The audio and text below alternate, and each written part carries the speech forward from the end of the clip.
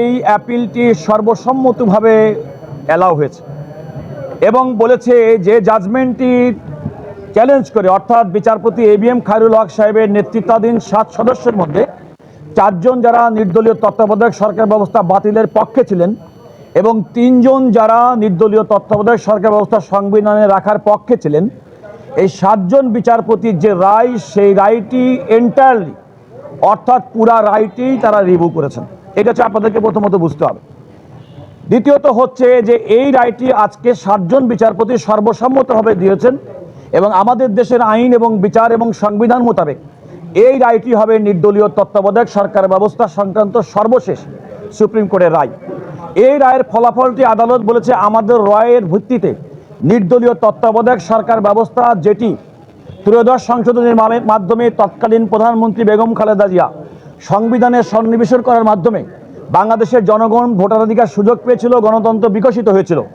যে অন্তর্বর্তীকালীন তত্ত্বাবধায়ক সরকার ব্যবস্থা সংবিধানে ফিরে আসার কারণে 1996 সালে এবং 2001 সালে মানুষ নির্বিঘ্নে ভোট দিতে পেরেছিল।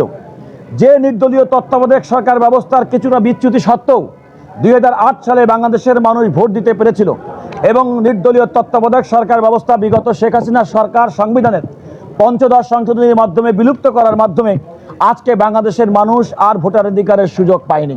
বাংলাদেশে ইতিপূর্বে 154 জন সংসদ সদস্য বিনা প্রতিদ্বন্দ্বিতায় নির্বাচিত হয়েছে, দিনের ভোট রাতে হয়েছে এবং মানুষের 5%-এর বেশি মানুষ কোনোভাবে পার্লামেন্টের ভোটে অংশগ্রহণ করেনি। এমন একটি পরিস্থিতিতে আমরা প্রত্যাশা করি এই নির্দলীয় তত্ত্বাবধায়ক সরকার ব্যবস্থা সুপ্রিম কোর্টের আপিল বিভাগের আজকের রায়ে এটা ইমিডিয়েটলি এই সংবিধানে ফিরে এসেছে। আদালত বললেও আদালত কিন্তু বলেছে এর কার্যকারিতা প্রসপেক্টিভলি।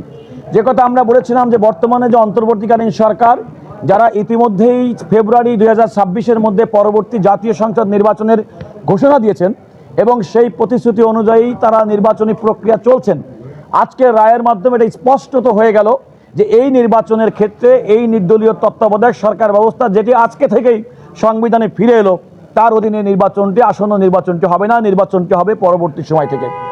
আমরা বিএনপির পক্ষ থেকে আগেই বলেছি, আমাদের লিড কাউন্সিলর জনাব জয়নুল আবেদিন এবং আমি ব্যারিস্টার রুহুল কুদ্দুস কাজল, আমরা দীর্ঘদিন পর্যন্ত শুনানি করেছি। আমরা আদালতকে দেখেছি এবং আদালত যেটা বলেছেন যে এই রায়টি কেন বাতিল করেছেন, আপনারা খেয়াল করে দেখবেন, error apparent on the face of record. এই রায়টা বিচারপতি ABM খায়রুল হক সাহেবের দেওয়া রায়টা কেন বাতিল হয়ে গেল? আদালত বললেন যে সুপ্রিম কোর্টের আপিল বিভাগের এবং আমাদের সংবিধানের 105 অনুচ্ছেদ অনুযায়ী আমাদের যে সংবিধানে সুপ্রিম কোর্টের যে রিভিউ যে ক্ষমতা, সেই ক্ষমতাটা তারা ব্যবহার করেছেন এবং দেখেছেন সেই রায়ের পরতে পরতে ভুল ছিল, অর্থাৎ tainted with the error apparent on the face of the record. এইটা আদালতের অবজারভেশন। আমরা বিএনপির পক্ষ থেকে মনে করি এই টেন্টেডটা বলেছে ওই যে প্রত্যেকটা ক্ষেত্রে আমরা যেমন বলেছি যে সংবিধানের বেসিক স্ট্রাকচার, আমরা বলেছি গণতন্ত্র সংবিধানের বেসিক স্ট্রাকচার, নির্দলীয় তত্ত্বাবধায়ক সরকার ব্যবস্থা জনগণের ভোটাধিকার সংবিধানের বেসিক স্ট্রাকচার, মৌলিক কাঠামো। এই মৌলিক কাঠামো পরিবর্তন করা যায় না এবং আমরা মনে করেছি নির্দলীয় তত্ত্বাবধায়ক সরকার ব্যবস্থার মাধ্যমে সংবিধানের প্রবর্তনের মাধ্যমে মৌলিক যে কাঠামো, এই কাঠামোটা সুপ্রতিষ্ঠিত হয়েছে। সুতরাং রায়ের মাধ্যমে বাতিল করা এবং স্যার যে কথা বলেছেন বিচারপতি ABM খায়রুল হক সাহেবের রায়টি, তার আমরা আগেই বলেছি তার ব্যক্তিগত ইচ্ছা এবং ব্যক্তিগত মতামতের প্রতিফলন ছাড়া আমরা এটাকে কোনো আইন আদালতের ভাষায় কোনো রায় কিংবা নজির হিসেবে আমরা গ্রহণ করি নাই।